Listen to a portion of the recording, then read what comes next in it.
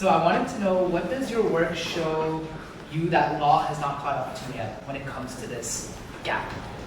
Under PIPA, which is the legislation that covers personal health information, it is very strict, and it also applies to long-term care homes, by the way.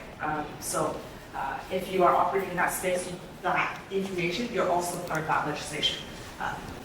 Anyway, so health information, there's a lot of strict guardrails around it. You need consent in order for you to even access it, collect it, work with it, do what you need to do with it. However, you're not the one on the ground going to each patient or individual or resident getting their active consent. You have to rely on your client to get those consents for you.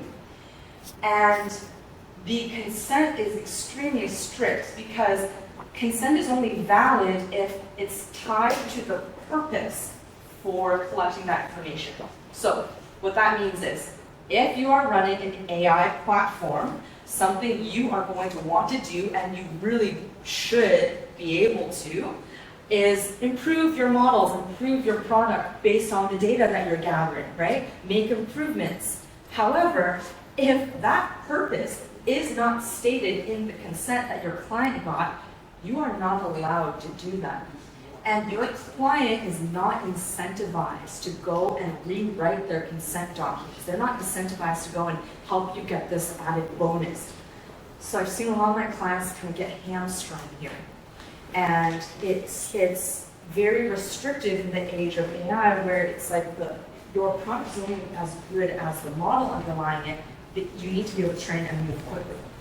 The workaround is that anything that is anonymized or de-identified, that is irreversibly anonymized or de-identified, is outside the scope of that registration. So if it is irreversibly, so that's the only kind of like little out.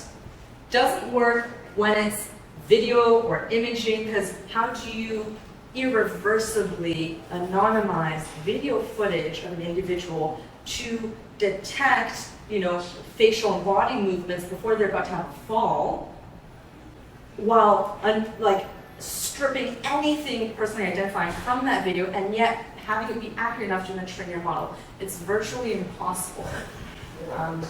That's just sort of the state we're in, where it's really, really challenging for you to broadly use data to help improve your services. There are things you can do, but yeah, that's one of the ways where, I think that's in Canada, I think also in the US, we're very optimized for privacy rights and protections, which directly cuts against the fast speed of AI and tech that are a little bit pulling in different directions. Thank you.